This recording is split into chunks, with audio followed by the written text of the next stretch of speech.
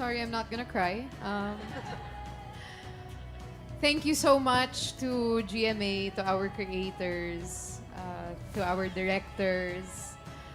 Thank you so much to all of the bosses and also everyone here on stage with me. Thank you for this once-in-a-lifetime opportunity to be a part of this show and in this way. Magpa-plug ba? Nag-message. Hindi. I just wanted to express talaga my sincere gratitude and thankfulness for this opportunity.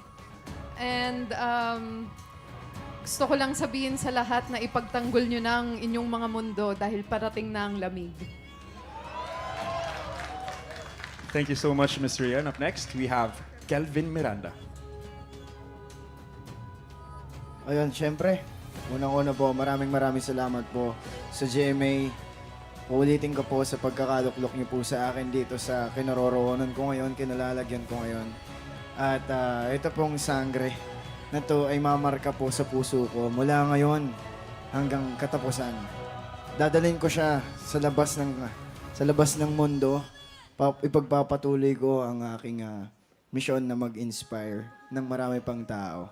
And gusto ko lang din magpasalamat sa mga naunang sangre na kung hindi dahil sa inyo, hindi kami matututo, hindi kami magiging matapang para gampanan ang aming mga gampanin na kailangan namin. Ayun, napakarami kong natutunan sa show na to. Hindi lang sa loob, sa paggawa, ganoon na din sa personal kong buhay na nagpapatibay sa akin. Kaya maraming salamat po. At June 16 na po, sangre. Ayan, abangan niyo po. Napakarami pong kwento na handog sa inyo ng sangre. Maraming salamat po. Thank you, Kelvin. Up next, we have Angel Guardian. Magandang hapon po sa inyong lahat at salamat po sa oras ninyo ngayong araw. Unang-una po sa lahat, of course, gusto ko pong magpasalamat sa napakalaking tiwala ninyo sa akin. Nagampanan yung character ni Dea more than I believe in myself.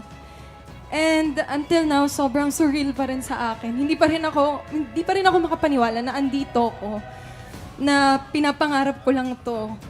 Actually, hindi ko nga ever naisip na magiging tagapangalaga ako ng brilyante. Ng kahit anong brilyante. Naglalaro lang ako nung bata ako bilang amihan. At ngayon nandito na ako. Sobrang natupad yung childhood dream ko. And thank you so much po. Hindi ko ma-express sa words kung gaano po ako nagpapasalamat sa mga writers po natin, sa mga bosses, at sa lahat po ng bumubuo ng Encantadia. Alam ko na hindi po naging madali. Sobrang dami pong sakripisyo, disiplina, lahat po ginawa namin para po mapaganda itong show. At salamat din sa mga sangre noon na tumulong din sa amin. Maraming salamat. At sa lahat ng bumubuo ng Encantadia, sobrang nagpapasalamat po ako mula sa puso ko. At nagpa-plug din po ako, June 16 na po, ang Encantadia Chronicles Sangre. Thank you so much po. Thank you. Thank you, Angel. Next, we have Faith De Silva.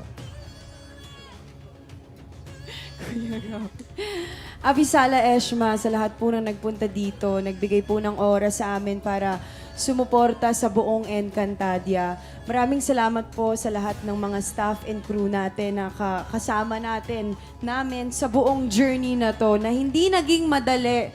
Ngunit everything is so fulfilling because alam nating lahat na yung passion na ibinigay natin, yung motivation, yung determination, inilaban talaga natin to in and outside of the camera at alam nating lahat yan. At syempre, andito ako, yung purpose ng Apoy ay hindi lang kung hindi magalit, kung hindi maging passionate, but also to bring warmth and comfort sa mga bahay natin, di ba? At sa mga manonood po, andito po ang Encantadia Chronicles para maghatid ng pag-asa sa ating lahat na sa lahat ng delubyo na pinagdadaanan ng mundo natin, basta ang mindset mo at ang puso mo ay totoo, lahat ay posible. Maraming salamat po sa inyong lahat at gusto ko lang din magpasalamat sa apat sa inyong mga sangre. Dea, Tera at Adamus, maraming salamat dahil kasama ko kayo sa journey na to. At naging malakas ako at matatag at mahusay nang dahil sa tulong ninyong tatlo. Maraming salamat sa aking Ada Perena sa pagbasbas mo at sa pagbibigay mo sa akin ng lakas. At kay Danaya, maraming salamat sa inyong lahat. Andito na po ang Encantadia Chronicles, ang bagong henerasyon ng mga Encantadia Sangre. Thank you, Faith. And for the finale, a message from Miss Bianca Umali.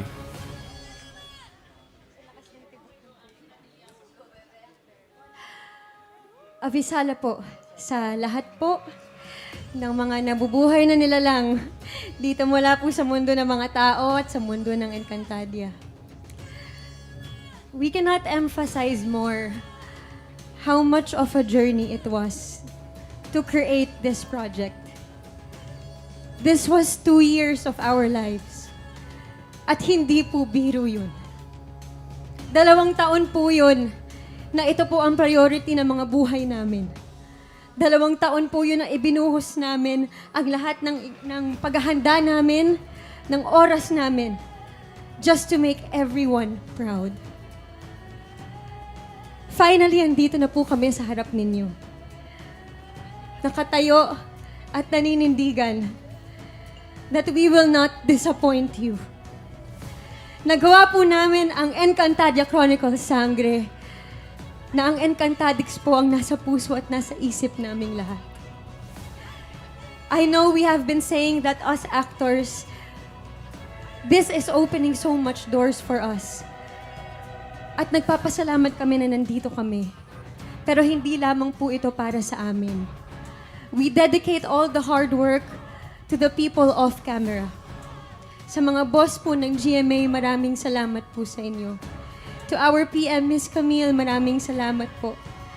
To our EPs, Miss Winnie, Miss D, maraming salamat po. Sa lahat po ng aming mga PA, down to our utility, our catering, our portalet boys, ang aming mga ilaw, engineering, cameramen, and of course, our directors, Direk Enzo at Direk Rico.